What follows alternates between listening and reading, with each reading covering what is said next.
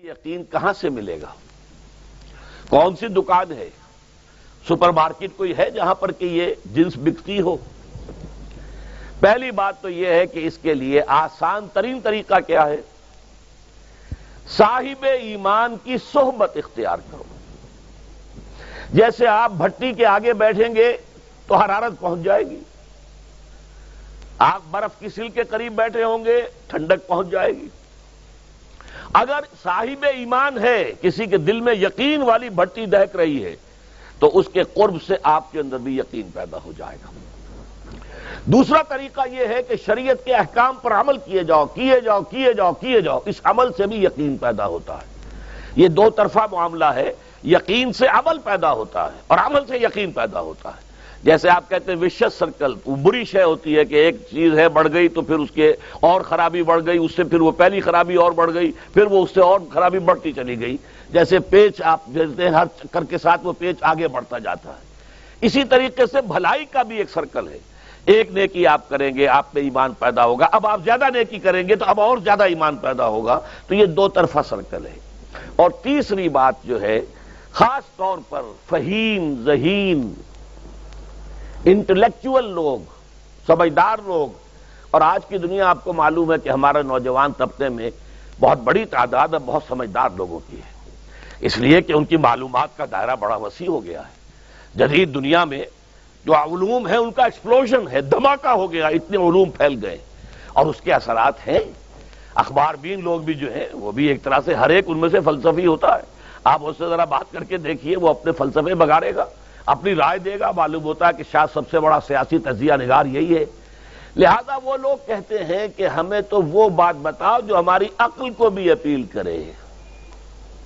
یہ جو معاملہ ہے، وہ ایمان جو عقل کو بھی اپیل کرے، اس کی سورس صرف ایک ہے اور وہ قرآن حکیم ہے۔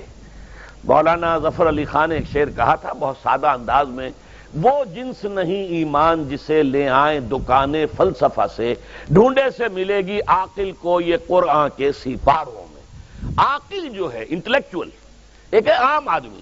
عام آدمی جو ہے صاحب یقین کی صحبت سے بھی یقین پیدا ہو جائے گا، عام آدمی عمل کرتا رہے گا، اس سے بھی یقین پیدا ہو جائے گا۔ لیکن عاقل، انٹلیکچول، وہ شخص جو کہتا ہے پہلے میری عقل کو اطمینان ہونا چاہیے پھر مانوں گا، اس کے لیے جو سورس ہے، منبع ہے، سرچشمہ ہے ایمان کا، وہ صرف اور صرف قرآن ہے۔ اس میں غور و فکر کرے، انسان اس طرح قرآن کو پڑھے کہ وہ براہ راست اس کا مفہوم اس کے دل کے اوپر اترتا چلا جائے۔ جیسے علامہ اقبال نے کہا ہے کہ تیرے ضمیر پہ جب تک نہ ہو نزول کتاب، گرہ کشا ہے نہ رازی نہ صاحب کشاف۔ قرآن تو تمہارے اپنے قلب پر نازل ہونا چاہیے۔ اور یہ اصل میں ان کے والد نے کہا تھا ان سے، بالکل بچپن میں علامہ اقبال چھوٹے سے بچے تھے، ان کے والد تھے ذرا صوفی منش آدمی تھے، وہ شیخ نور محمد۔ وہ آئے فجر کی نماز مسجد سے پڑھ کر آئے تو دیکھا کہ اقبال جو ہے بچہ وہ قرآن پڑھ رہا بیٹھا ہوا۔ اس نے کہا والد نے کہ بیٹے تم یہ قرآن کیسے پڑھتے ہو؟ اب وہ حیران ہوا بچہ، کیا بجان بس میں پڑھتا ہوں قرآن جیسے پڑھتے ہیں، آپ کا مطلب کیا ہے؟ کہا بیٹے قرآن ایسے پڑھا کرو کہ جیسے یہ تم پر نازل ہو رہا ہے، یوں سمجھو کہ تم پر نازل ہو رہا ہے، تم مخاطب ہو۔ اب اس چیز کو انہوں نے اپنے اس شعر میں ادا کیا، تیرے ضمیر پہ جب تک نہ ہو نزول کتاب، گرہ کشا ہے نہ راسی نہ صاحب کشاف۔ جیسے یہ قرآن قلب محمد پر نازل ہوا تھا، فَإِنَّهُ نَزَّلَهُ عَلَىٰ قَلْبِكَ، جبرائیل نے یہ اے نبی اے محمد آپ کے دل پر اتارا ہے۔ تو جب تک ہمارے بھی دل پر نہیں اترے گا تو قرآن مجید جو ہے وہ ہمیں انسپائر نہیں کر سکے گا۔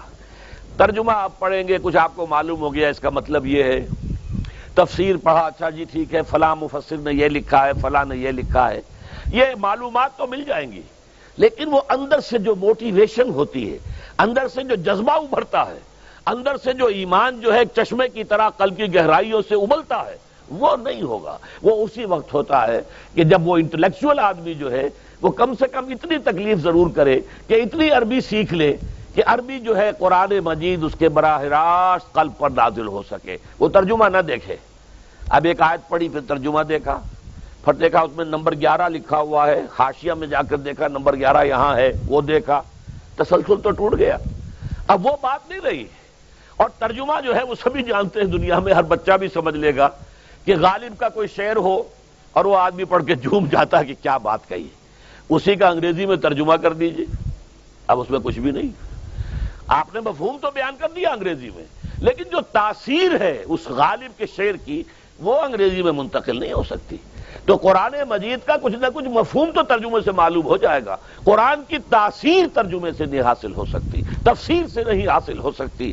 اسی لیے دو سب سے بڑی تفسیروں کا ذکر علامہ اقبال نے کیا ہے کہ گرہ کشا ہے نہ رازی، نہ امام رازی کی تفسیر کبیر سے تمہیں فائدہ ہوگا اور نہ امام زمخشری کی کشاف سے ہوگا، جب تک کہ تمہارے اپنے دل پر قرآن نہ اترے۔ اور اس کے لیے لازم ہے کم سے کم یہ کہ اتنی عربی انسان سیکھ لے کہ بیریئر نہ ہو ٹرانسلیشن کا، کوئی پردہ حائل نہ ہو درمیان میں، تسلسل نہ ٹوٹے، آپ براہ راست پڑھ رہے ہیں اور براہ راست اس کا مفہوم آپ کے قلب پر نازل ہو۔